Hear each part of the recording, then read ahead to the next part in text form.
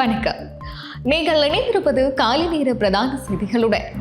கிளிநொச்சியில் 15,000 சதுர அடியில் 200 மில்லியன் ரூபாய் நிதியில் சதோச நிறுவனத்துக்கு கட்டப்பட்ட 4 மாடி கட்டடத்தை வெறும் 2 லட்சம் ரூபாய் மாத வாடகைக்கு கொடுத்த கடந்த கால அரசு ஏனையின் கம்ப்ளெக்ஸ் லிமிடெட் நிறுவனத்தின் ஜெயராம் ஜெயரூபன் மற்றும் பகீரதன் கைந்திரகுமார் ஆகியோர் மக்கள் வரிப்பணத்தை அடித்த ஊழல்வாதிகளாவார்.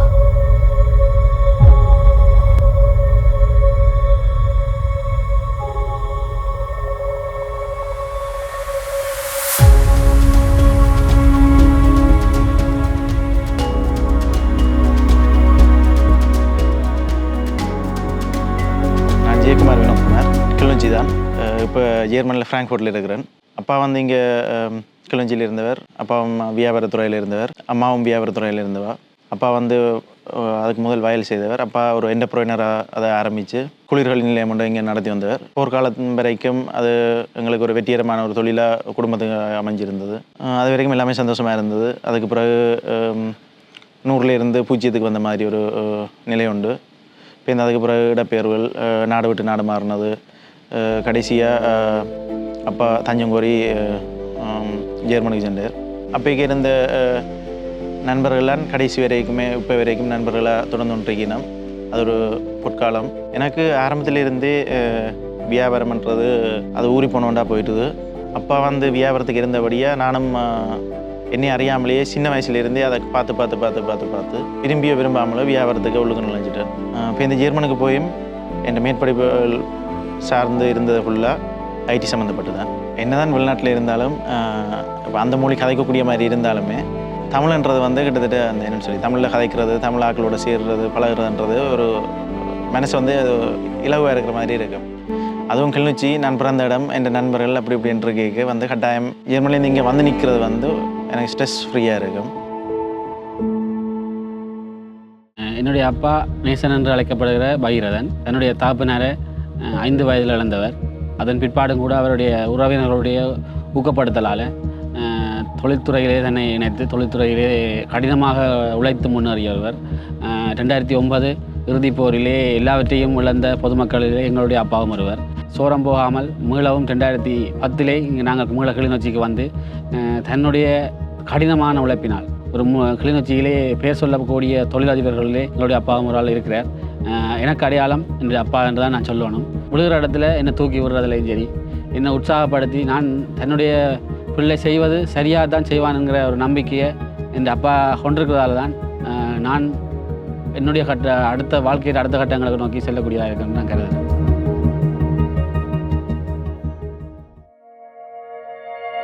எங்களோட அம்மா அப்பா பூர்வீகம் யாழ்ப்பாணம் தான்.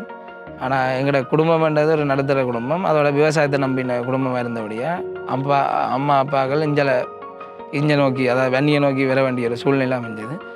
அப்படி நாங்கள் வன்னியை நோக்கி விரைக்க நாங்களும் அவையோட சேர்ந்து இங்கே வர வேண்டியது. கிட்டத்தட்ட நாங்கள் நான் 3ஆம் ஆண்டு 2ஆம் ஆண்டு அங்கே படிச்சுட்டு 3ஆம் ஆண்டுக்கு இங்கே வந்தேன். நாங்கள் 3ஆம் ஆண்டுக்கு இங்கே கிளிநொச்சி வந்து கிளிநொச்சி மாவட்டத்தில்தான் வந்து சேர்ந்தேன். கிளிநொச்சி மாவட்டத்தில் சேர்ந்ததிலிருந்து அப்போலேருந்தே இந்த 3 கைந்தன், வினோத் அப்படி கனவேர் நண்பராக இருந்தேன். ஆனால் நாங்கள் கடைசி மட்டும் இப்போ கனவேர் இருந்தாலும் ஆவலும் நெருங்கிய நண்பராக இருந்தது இவர் 2 பேரும் தான். ஆவலும் இதாக இருந்தது. அதான்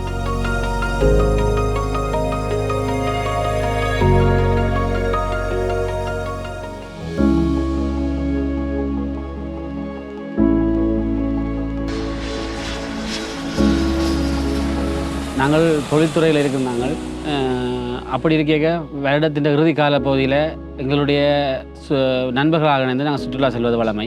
அதன் ஒரு பாகமாகத்தான் நான் 2022 இறுதி பகுதியில் நாங்கள் தாய்லாந்துக்கு நாங்கள் ஒரு பயணத்தை மேற்கொண்டு நாங்கள் 15 நாள் கொண்ட பயணம். எல்லா இடங்களும் சுற்றி பார்த்துட்டு ஒரு நாள் வந்து திருப்பி இங்கே வர போகிறோம். நான் அதுலேருந்து ஜெர்மனுக்கு போகிறதுக்கும் கைந்தன் ஜெயரூபன் வந்து ஸ்ரீலங்கா வாரத்துக்குமான ஃப்ளைட் புக்கிங் எல்லாமே தாண்டி இங்கேருந்து வெளிக்கிடைக்க அந்த பிளான்கள் நடந்தது. அப்போ கடைசி நாளுக்கு முதல் நாள் நினைக்கிறேன். அப்போ நாங்கள் புக் பண்ண ஹோட்டல் வந்து ஒரு நகரத்தை விட கொஞ்சம் சரியான தூரமாக போயிட்டது. ஒரு காட்டு பகுதி. அது என்ன செய்கிறது, அவசரத்துக்கு இரவு புக் பண்ணணுக்காண்டி அதுவும் நாங்கள் புக் பண்ணல, எங்களோட நண்பர்களால் தான் புக் பண்ணது. நாங்கள் 3 பேரும் போயிருந்து கழிச்சு கொண்டு இருக்க தான் நாங்கள் அடுத்த கட்டம் என்ன செய்யலாம், அப்படி எங்களோட வாழ்க்கையை எப்படி கொண்டு போகலாம், ஒரு தட்ட காதல் வாழ்க்கைகள் அவதெல்லாம் கழிச்சு கொண்டு கேட்க சதோஷன்ற ஒரு கட்டிடம் இருக்குது. அவங்க டெண்டர் ஹோல்ட் பண்ணியிருக்காங்க, விடக்கு போகிறாங்களான்னு சொல்லிட்டு. அப்போ நான் சொன்னேன் ஏன் நாங்கள் முயற்சி செய்யலான்னு சொல்லிட்டு. ஆனால் அதுக்கான பேக்ரவுண்ட் எங்களுக்கு இருக்குமா, நாங்கள் அதுக்கு அதை மூவ் பண்ணி கொண்டு போகலாமான்றது சந்தேகம் தான். ஆனால் அது பொலிட்டிக்கல் இது ஒன்று இருக்கும், அது எங்களுக்கு கஷ்டம் தானே என்ற மாதிரி நான் அதை குறைக்க வினோத்குமார் ஒருக்கா முயற்சி செய்து பார்ப்போம். நாங்கள் துளைக்கிறதுக்கு ஒன்றும் இல்லை, அதில் எழுதி போட போகிறோம். எங்களால் செய்யலை. எனக்கும் அந்த எண்ணம் இருக்குது, உனக்கும் அந்த எண்ணம் இருக்குது, ஜீரோவும் இருக்கிறான்னு கொண்டு நடத்துறதுக்கு. அப்போ ஜீரோ எங்கிட்ட இதுக்குள்ளுக்கு நீ வரக்கூடிய சாத்தியம் இருக்கான்னு சொல்லி. அப்போ நான் லீவ்லாம் போயிருந்தேன், மகளிருந்து ஒரு 14 நாள் லீவ் எடுத்து தான் போயிருந்தேன். அதுவும் எனக்கு ஒரு அங்கே விடவே இல்லை, ஏன்னா இந்த வேலையெல்லாம் இது பெண்டிங்லாம் இருந்தது. அப்போ அதை விடையிலான்ற ஒரு நிலை இருக்கு. இவங்க கேட்டாங்க உன்னால் வேற இல்லைமாண்டு, வேற இல்லை மாட்டேன். அதோட நான் இப்போ எங்களோட இதுவும் ஒரு நடத்துகிற குடும்பம். அப்போ அவையில் எதிர்பார்த்தது படித்து இப்போ நான் தான் முதலாவது அந்த எங்களோட குடும்பத்திலேருந்து குடும்பம் வந்து அம்மா கடை இதுக்கு இருந்து போனது கேம்பஸ் பல்கலைக்கழகம் போனேன்டா நான் தான். அப்போ அவையில் எதிர்பார்த்துட்டு இருந்தது அரசாங்க வேலைக்கு போகிறது. அப்போ திடீரென்று எனக்கு என்ன செய்கிறது தெரியலை. ஒன்று அரசாங்க வேலை இருக்குது, மற்ற மாகாண வேலையில் எல்லாம் இதாக இருக்குது. இது நாங்கள் அவனையும் ஓரளவுக்கு மண்டையை கழுவி படியனை முழுக்க இழுத்து சொல்ல போனால் பிஸ்னஸில் சொல்ல போனால் கிட்டத்தட்ட சுயநலம்னு சொல்லலாம். படியனை இழுத்து மகாலேருந்து காலட்டி இங்கே கூட்டி கொண்டு வந்துட்டேன். இப்படி ஏனேன் ரோட்டால் போய்க்கு முன்னால் பார்க்க ஒரு சின்ன ஒரு துண்டாக தான் இருக்கும். பின்னால் இந்த பெரிய இடம் இருக்குன்னு சொல்லி தெரியாது. இமெயில் எழுதுவோம்னு சொல்லி ஒரு இமெயில் ஒன்று எழுதினோம் உடனடியாக. நாங்கள் இப்போ இதுக்கு விருப்பப்படுறோம், இதுக்கான மேலெதிய தகவல்கள் எங்களுக்கு கிடைக்குமான்னு சொல்லி. அதுக்கு பதில் ஒன்று வந்துச்சு. நான் திருப்பி ஜெர்மன் போகாமையே திருப்பி இலங்கைக்கு வந்து அதுக்கான டாக்குமெண்ட்ஸை ரெடி பண்ணி ஒரு நிறுவனத்தை உருவாக்கி அவையில் கேட்ட சகலதையுமே நாங்கள் அவைகளுக்கு கொடுத்தோம். முதலாவது தடவை இந்த டெண்டர் ஹோல்ட் பண்ண படைக்கு இஓஐ பேப்பரில் ஹோல்ட் பண்ண படைக்க யாருமே போடையில்லை, யாருமே அப்ளிகேஷன் போடப்படையில்லை.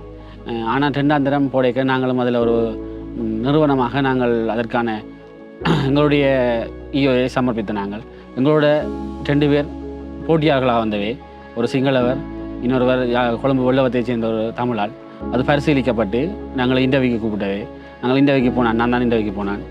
இன்டர்வியூவில் எங்களோட கேட்கப்பட்ட கேள்விகளுக்கு நாங்கள் சரியான பதிலை கொடுத்தாங்க. எங்களோட ப்ரொப்போசல் சம்மந்தமாக எங்களோட கேள்விகள் கேட்கப்பட்டிருந்தது. அந்த பேனலுக்கு நாங்கள் சரியான விளக்கத்தை நாங்கள் வழங்கியிருந்தோம். நாங்கள் ஆனால் அது வரைக்குமே நாங்கள் வந்து எங்களோட ஃபினான்சியலை வந்து நாங்கள் யோசிக்க இல்லை, என்னென்ன உள்ளுக்கு இருக்குன்னு சொல்லி கூட எங்களுக்கு தெரியாது. அந்த இஓயில் இருந்ததை மட்டும்தான் நாங்கள் வாசிச்சாங்க. இப்போ ஒரு நாள் எங்களுக்கு உள்ளுக்கு வந்து பார்க்கக்கூடிய சாத்தியம் ஒன்று கிடச்சிது. இப்போ வந்து பார்க்க இது எங்களை நாங்கள் யோசித்ததோடு இது ஒரு பெரிய ஒரு பில்டிங் எவ்வளோ பெருசோ அதை மாதிரி தான் அது கொள்ளக்கூடிய காசும் அப்படி தான் இருந்தது. அப்போ அதில் ஒரு சின்ன பயம் ஒன்று வந்தது தான். இதை நாங்கள் எடுத்தோம்னு சொல்லி சொன்னால் ஒன்று ஏறுவோம் இல்லாட்டி இறங்குவோம். ஆனால் என்ன ரிஸ்க் தானே, எடுத்து பார்ப்போம். படியில் நிற்கிறாங்க, நான் தோத்தா ஒருக்க தானே, அடித்தா வெல்லுவோம் இல்லாட்டி இல்லைன்ற ஒரு எண்ணம் தான், அவ்வளோதான். நீண்ட நாட்களுக்கு பிறகு எங்களுக்கு லெட்டர் ஆஃப் அக்செப்டன்ஸ் சதோசாவிலிருந்து எங்களுக்கு கிடைக்கப்பட்டது. அதுக்கு பிறகு தான் அதுக்கான காசுகள் அதில் பற்றி யோசித்து கொஞ்சத்தை சேர்த்ததுகள் வேறு வியாபாரங்கள் இருக்கிறதுல கொண்டு வந்து ஒரு இடத்துல வச்சுட்டு வெயிட் பண்ணி கொண்டு இருக்கிறோம். எப்போ வேறும் எப்போது வாங்குவோம்னு சொல்லிட்டு. அதுக்கு பிறகு திருப்பி வேல்ட ஆவணங்கள் வந்து இனியிலண்ட ஒரு லேட்டாக போனோம். அந்த நேரத்தில் வந்து இலங்கையில் வந்து எக்கனாமி பிரச்சனை போய் கொண்டிருக்குது. அதே நேரம் அரசாங்கம் வந்து அந்த மாறின காலகட்டம் 2024 இறுதி கால போதில் தான் அந்த நாங்கள் பில்டிங்கை பொறுப்பேற்கக்கூடிய மாதிரி இருந்தது. 2024 ஸ்டார்ட்டில் நாங்கள் அக்ரிமெண்ட்டை சைன் பண்ணியிருந்தாலும் கூட 2024 இறுதி பகுதியில் நாங்கள் பில்டிங்கை பொறுப்பேற்று முதல் வெளியே இருந்து பார்க்க அந்த கட்டுறம் என்ன சொல்கிறது முன்முகப்பு மட்டும்தான் இருந்தது. எங்களுக்கு ஓகே சின்ன இதுண்டு. நான் உள்ளுக்கு வந்தோடனே பிரமாண்டமாக இருந்தது. எல்லாமே என்ன சொல்கிறது அவ்வளோ அடிப்படை ஒரு இது அமைப்பில் கட்டி வச்சிருந்த ஒழிய அதை இயக்குறக்குரிய ஒரு நடைமுறையே இல்லை. அதை உள்ளுக்கு விரைக்க வவ்வால் இருந்தது, உள்ளுக்கு திருத்துறக்குரிய சிலவே பெரிய சிலவாக இருக்குது. அப்போ அதை பார்த்துட்டே நாங்கள் இதை என்னன்றா நாங்கள் நடத்த போகிறோம். முதல் பிளான் பண்ணது வந்து ஒரு சின்ன ஒரு பட்ஜெட், எங்களுக்கு நாங்கள் போட்ட ஒரு பட்ஜெட் 100ன்னு சொல்லி சொன்னால் உள்ளுக்க வந்து பார்க்க அது 200 இருந்துச்சு. அப்போக்கு ஒரு சின்ன ஒரு பயம் உண்டு, என்னத்தை துவாங்குறேன்னு சொல்லிட்டு. உண்மையாகவே நாங்கள் முதல் யோசித்தது வந்து இந்த ஹோட்டலை ஸ்டார்ட் பண்ணுவோம்னு சொல்லிட்டு. அதுக்கு பிறகு யோசித்தோம் இல்லை ட்ராவல்ஸை ஸ்டார்ட் பண்ணுவோம்ண்டு. இந்த நான் யோசிச்சேன் ஓகே முதல் ஹோட்டலில் ஸ்டார்ட் பண்ணி பார்ப்போம். அதுக்கான பொட்டன்ஷியல் கூடவே இருந்துச்சு. அதுக்கான திருத்த வேலையில் ஸ்டார்ட் பண்ணி ஃபுல்லாக அது இருந்த க்ளீன் பண்ணி எடுக்கிறதுக்கே எங்களுக்கு கிட்டத்தட்ட ஒரு 3-4 கிழமை கிட்ட எடுத்துச்சு. 2024 டிசம்பர் கடைசியில் தான் நாங்கள் எங்களுடைய மருதம் தங்ககத்தை ஆரம்பிக்கக்கூடிய சூழல் இருந்தது. நான் எங்களோட சேனத்தை நம்பி தான் இதை தொடங்கினாங்க. பிறகு நாங்கள் அதை ஆன்லைனில் கொண்டு போகணும், அதை பற்றி ஒரு அறிவு விரைக்க நாங்கள் அங்கே முன்னோக்கி கொண்டு போனாங்க. செவி வழியாக கேட்ட இதில் வந்து 1985 கிளிநொச்சியில் தியேட்டர் இல்லைன்னு சொல்லி எங்களுக்கு தெரியும். இப்போ நாங்கள் பிறந்ததுலேருந்து எனக்கு தெரிஞ்சு தியேட்டர் இல்லை இங்கே. அப்போ அடுத்தது வந்து கட்டாயம் தியேட்டர் ரெக்கமெண்ட் பண்ணுறது தான் இதாக இருந்தது. ஆனால் ஸ்டார்ட்டில் எடுக்க அது எங்களுக்கு தெரியும், அதை பற்றி ஒரு இது அந்த ஐடியாவே இருக்கல தியேட்டர்னு சொல்லிட்டு. இப்போ ஓகே அதையும் துவங்கி பார்ப்போம், தியேட்டர் ஒன்றையும் முயற்சி செய்து பார்ப்போம். இந்த இடத்துக்கு வந்துட்டோம், இனி விட்டுட்டு போகிறதுக்கு ஒன்றும் இல்லை தானே, இருக்கிற டைமுக்கு முயற்சி செய்து பார்ப்போன்ட்டு அதுக்கான நடவடிக்கைகள் எடுத்தோம். நான் நினைக்கிறேன் கிளிநொச்சியில் வந்து இருக்கிற ஒரு தியேட்டர், அதே நேரம் வடமாநிலத்தில் பெரிய திரையோடு இருக்கிற தியேட்டராக இருக்கலாம்னு நினைக்கிறேன். எனக்கு உண்மையாலுமே வந்து பட சம்மந்தப்பட்ட எந்த ஒரு இதுவும் இல்லை, விருப்பங்கள் இல்லை. தியேட்டர் போனது சரியான குறைவு. இப்போ இந்த பிஸ்னஸ் வந்து எனக்கு தெரியாது, நான் ஹோட்டலும் எனக்கு புதுசு, தியேட்டரும் வந்து எனக்கு புதுசு, எங்கள் டீமுக்கும் புதுசு. அப்படி இந்த மாதிரி ரிஸ்க் ஒன்று எடுத்து நாங்களும் செய்து பார்ப்போம் அப்படின்னு சொல்லி. ஆனால் எங்கள் டீமும் எங்களோட ஒத்துழைப்பும் வந்து எல்லாம் நல்லபடியாக போச்சுது. பிஸ்னஸும் சக்ஸஸாக போய் கொண்டு இருக்குது.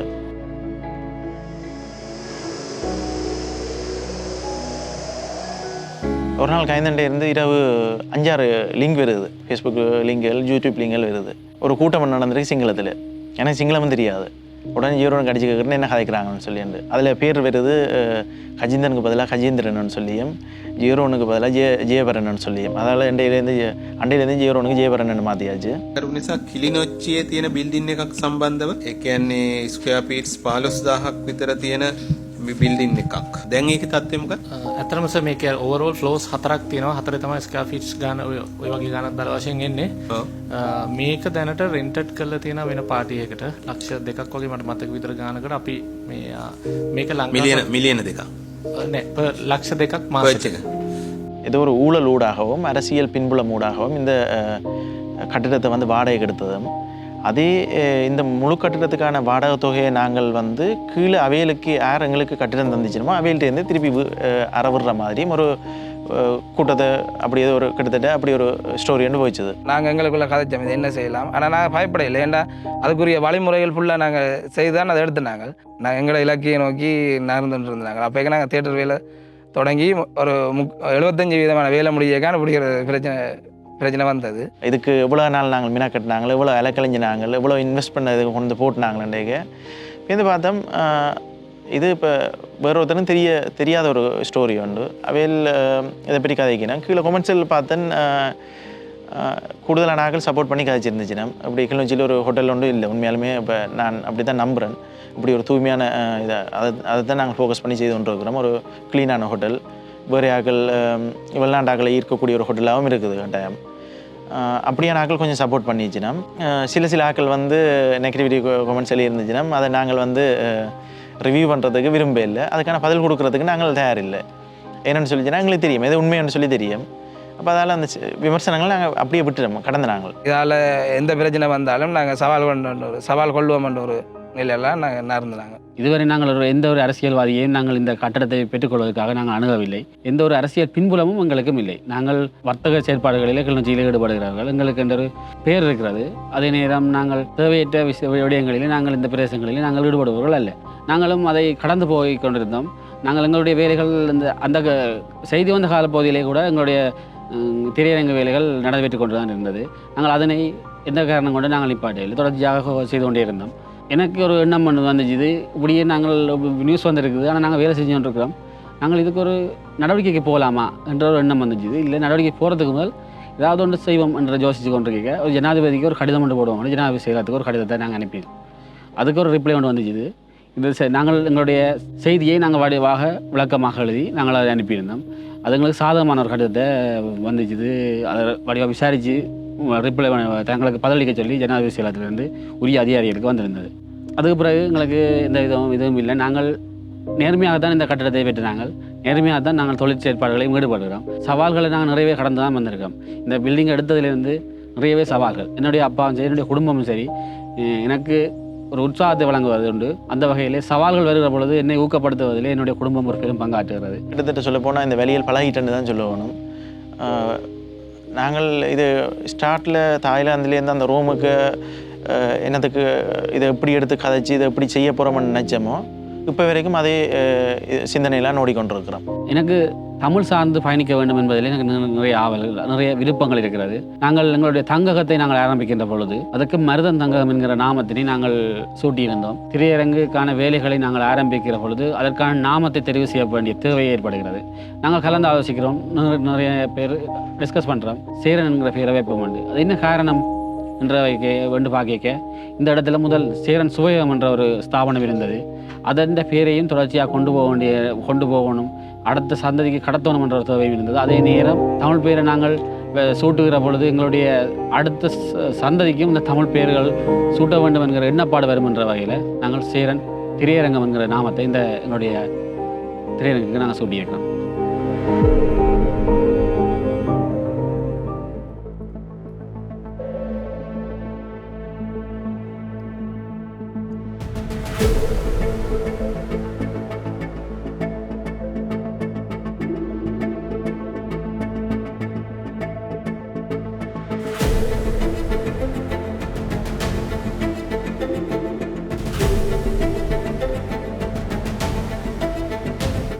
எத்தனை சவால் வந்தாலும் சண்டை பிடிச்சி பார்ப்போம்ன்ற ஒரு எண்ணம் இருக்குது. வியாபாரமாக இருந்தாலும், அது ஏற்ற இறக்கமாக இருந்தாலும், இல்லாட்டி வேறு இதாக இருந்தாலும், விமர்சனங்களாக இருந்தாலும் அதை எதிர்கொள்கிறதுக்கு நாங்கள் தயங்க மாட்டோம். அதே நேரம் அதுக்கு சரியான வழியில் அதை களவுகள் பொய்யல் ஒன்றுமே நாங்கள் சொல்லவும் இல்லை, செய்யவும் இல்லை. அதனால் நாங்கள் பயப்படவும் இல்லை. படிகளோடு சேர்ந்து கட்டாயம் இதை ஒரு வெற்றி பாதையை கொண்டு போவோம்.